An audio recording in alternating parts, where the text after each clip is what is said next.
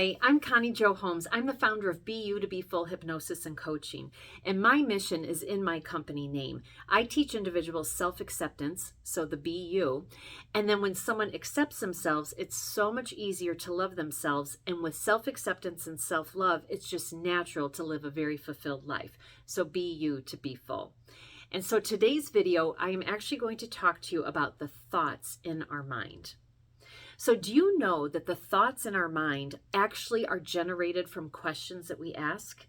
And then the further thoughts in our mind are how we answer those questions that are the thoughts in our mind.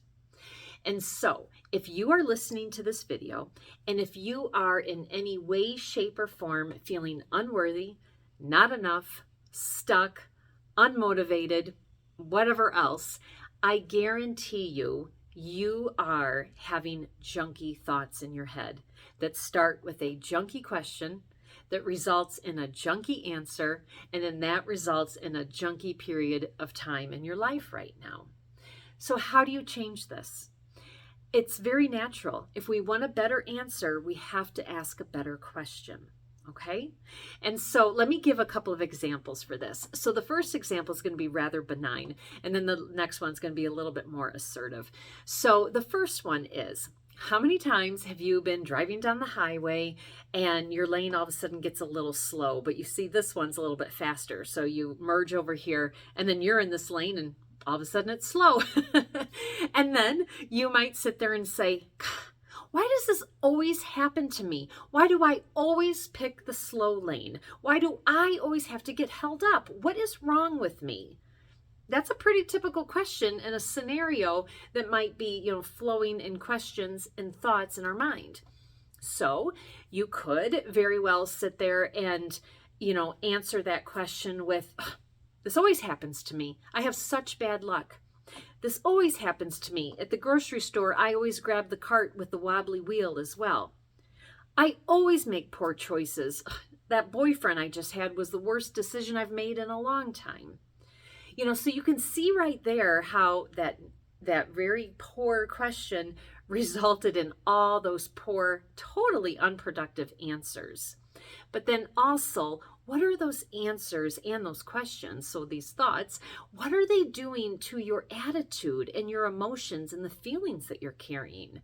Maybe you got in the car that morning and you were actually in a really good mood, but then this series of negative questions just totally knocked you off your game.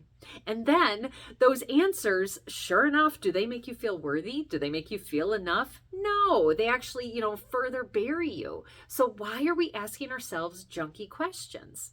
So one other example that I said would be a little bit more assertive or aggressive.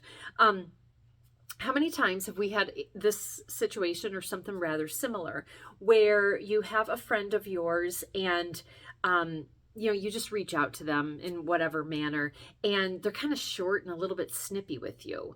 And, you're like, okay, and so after you hang up or read the message or however that communication was, you might ask that question like, gosh, why was she such a bitch? And so right there, that's a very unproductive question. So then an answer to that question might be, yeah, what's her problem? She's been like that a lot lately. I don't know what her deal is. I'm not going to call her again. She can call me, or whatever. You throw in your own examples from your past. So instead, let's turn that around. So instead, a question to ask yourself might be, wow, because it's okay to acknowledge what happened, So an example might be, wow, she was a little bit short with me. She's normally not like that. I wonder what's going on with her. The next time I talk to her, I'm going to ask her, if she's okay. Can you just feel that difference? I mean, it's so much more productive.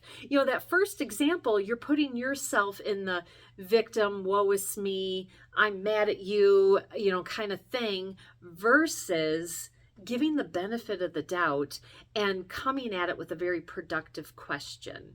I mean, it just feels so much better too. And then when you do that, then it's so much easier to just let it go. Just let it go and not take it personally. Because again, in that first situation, that clung to you. That garbage and that junk just clung to you.